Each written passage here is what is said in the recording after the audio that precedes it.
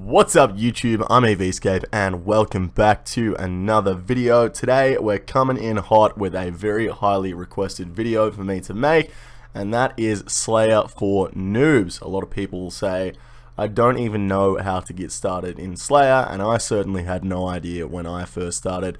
So hopefully today's video is going to answer a lot of the questions that people have and help you get started on that Slayer grind. Let's jump into it. Now, the first thing we're going to have to jump into is the different Slayer Masters. There are 7 different Slayer Masters across RuneScape, and each of them are based on your combat level as to whether or not they will assign a task to you. The first one is Turael. He can be found in Burthorpe, and it doesn't matter if you have any combat level at all. You could be a level 3 straight off Tutorial Island and get a task from Turael. He has the most easy tasks, so it's not really recommended to use Turael for experience. It's really just to get a few tasks under your belt. Next one is Majchina, and he is found in Canifis, so that requires the Priest in Peril quest, and you also need to be 20 combat. His tasks are a little bit harder, but once again, it's still not recommended to use for experience. Up next is Vanica. He can be found in the Edgeville dungeon, and you're going to require a combat level of 40 to get tasks from him. Now, Vanica is where you start getting a reasonable amount of experience from Slayer tasks. However, if you have a higher combat level, you obviously want to use the higher masters. Next up is Shaelder. This master can be found inside the Lost City of Xanaris after you have completed the Lost City quest. You have to have a minimum combat level of 70. Once you have a combat level of 85, you can start using Neve or Steve, depending on whether or not you have completed the Monkey Bandits 2 quest. Now, Neve gives great Slayer tasks, and you would expect to get a reasonable amount of XP from these Slayer tasks, so I highly recommend going for 85 combat and then starting to use Neve and Steve. Duradel is the final Slayer Master. You must have a combat level of 100. He gives similar tasks to Neve and Steve, so it's not really that big of a deal if you don't have 100 combat, and you can still use Neve or Steve, but Duradel gives more points per task. Now, the final Slayer Master is the Wilderness Slayer Master, Krystilia. Now, she will give tasks in the Wilderness. Regardless of your combat level, she won't take that into account when giving your tasks. So you could be a level 3 and be asked to kill 87 greater demons, or you could be a level 126 and be asked to kill 25 level 1 spiders. It doesn't matter, but the point of the wilderness tasks are that they give many more points per task that you can use to purchase your Slayer upgrades. The next thing we need to talk about is the point system. Now, points are an integral part of Slayer. They're going to help you unlock a lot of stuff that is very useful to gain more XP per hour. Now, your first 4 tasks, you're not going to gain any points whatsoever, but after that, you will gain points for every task you complete, depending on which Slayer Master you use. Turael gives no Slayer points per task. Majchina gives 2 Slayer points per task. Vanica gives 4 Slayer points per task. Shaelder gives 10 Slayer points per task. Neve and Steve give 12 points per Slayer task. And Duradel gives 15 Slayer points per task. Now, as mentioned before, the Wilderness Slayer Master gives a lot more points per task. And if you do any task in the Wilderness, you're going to gain 25 points per task. Now, on top of these normal point rewards, every 10 tasks you complete in a row, you're going to get 5 times the amount of normal points you would get. Every 50 tasks, you get 15 times the normal points. Every 100 tasks is 25 times. Every 250th task is 35 times the points. And every 1000th task is 50 times the normal points.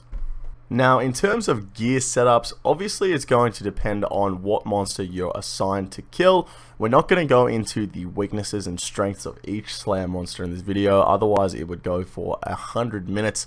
If you guys want to see another video where I go over the weaknesses and strengths of the Slayer monsters as per which master you use, let me know in the comments down below. But for the majority, what you're going to want to do is just take your maximum strength bonus you can.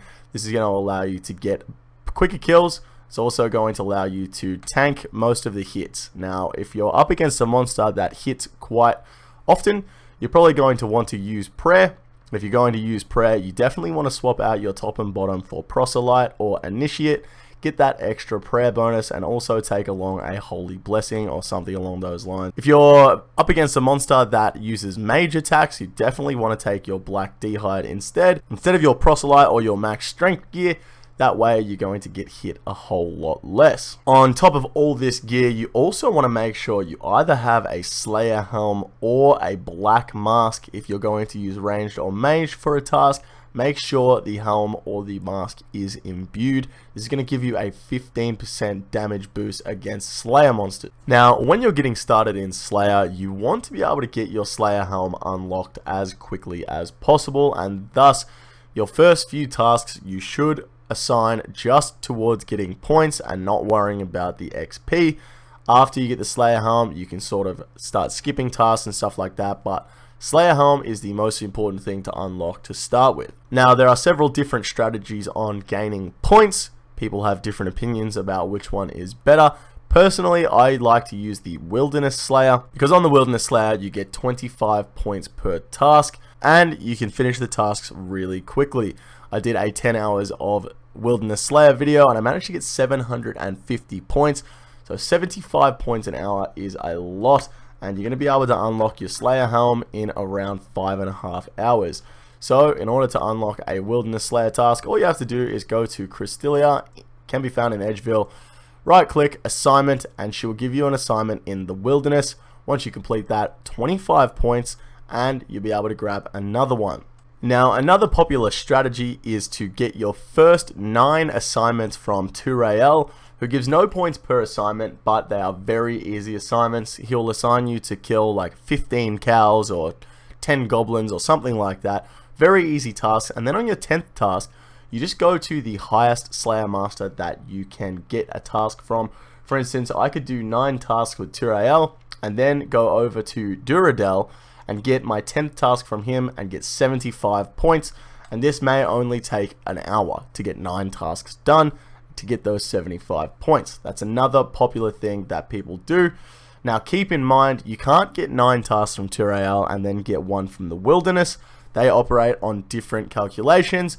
Every master outside the Wilderness operates on a different one. So now that we know how we're going to go about getting our points, what do we do once we have them? Let's have a look at the reward store here. The first thing that you are definitely going to want to unlock is the Malevolent Masquerade. This is the ability to create a Slayer helm if you have 55 crafting. Slayer helm is going to take all of the items that you need to prevent damage from Slayer monsters, such as the spiny helmet, the nose peg, the face mask, the earmuffs. All of that in one helm, on top of that with the black mask, so you still get the percentage boost from attacking Slayer monsters. It's definitely the first thing you want to unlock.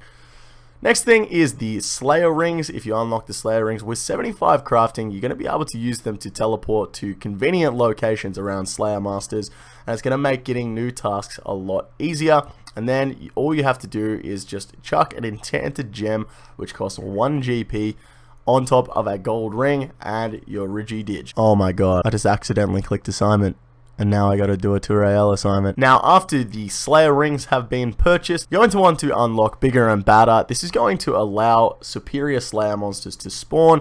I believe it's a 1 in 100 rate or something along those lines. And then those monsters then have a chance to drop the Imbued Heart or the Eternal Gem. These are worth 16 million and 6 million respectively, so they're going to make your Slayer tasks a whole lot more profitable. After you have Bigger and Badder unlocked, you're going to want to unlock the Herb Sack. Unlocking the Herb Sack is going to allow you to place all your herbs inside it during your Slayer task, and once again, make it a whole lot more profitable. Once you have all these things purchased, you want to start saving up your rewards points for skipping and blocking tasks. You can block tasks that you don't want to do. Now, everyone has a different opinion on which monsters to block and which monsters to skip. Personally, I just block all of the ones that I don't like doing. Like I said, this is not a high level Slayer guide. This is just a getting started Slayer guide. So personally, I just block the tasks that I don't want to do. Blocking a task costs 100 points and skipping a task costs 30 points. If you skip a task, you can't be assigned them for the next task, but you can be assigned them for the task after that. If you block the task, you can never be assigned them again. Another thing that people ask is, what combat level should I start doing Slayer at? Now, a lot of higher level PVMers say that you should get base 80 stats before you even start Slayer, but personally I think you should just start Slayer straight away. As soon as you can kill the monster that you've been assigned for to start with, you might as well just get started with Slayer. If you do Slayer using melee and ranged, you will get 99s and everything by the time you get to 99 Slayer. So I personally think just get started, do Slayer as soon as you possibly can. Now, the last thing that I want to talk about before we finish up is the Catacombs of Kourend. They can be found right next to the statue on SLAYER. Super easy to get to. You can just use your kourend teleport if you've found it yet, or you can just walk here from the boat. Once you get here, you can investigate the statue. Now, inside the catacombs are a whole bunch of different Slayer monsters: skeletons, hellhounds, fire giants, dragons, dark beasts, moss giants, blood veils, anything you could possibly think of. Well, not anything, but most things that you could think of inside the catacombs. Now, if you kill things inside the catacombs, they have better drop tables than things outside of the catacombs, and they can also drop ancient shards and totem pieces. Totem pieces are going to give you the ability to kill Skotizo, which has great drops, and the ancient shards are going to give you the ability to make the arc light, which is a great weapon for fighting against demons. So I'd highly recommend that if you can do a task in the catacombs, you do it in the catacombs. Alright guys, that is going to wrap it up for Slayer for Noobs. I hope this guide helped a few people out there getting started with Slayer. Like I said, it wasn't an in-depth guide, it was just helping people get started. If you guys want to see me drop an in-depth guide where I go over the different Slayer monsters and all their weaknesses and stuff like that, leave a comment down below, let me know that you guys want to see it, and I'd be more than happy to make a video like that in the future. That's going to wrap it up for now. If you guys enjoyed this one, make sure you give it a thumbs up. If you haven't already, click that subscribe button. Don't forget to join the Discord, jump in the clan chat, follow me on MySpace, Bebo, Friendster, send me a letter in the mail, do what you gotta do. Thank you guys very much for watching. I will catch you in the next video tomorrow. Take it easy.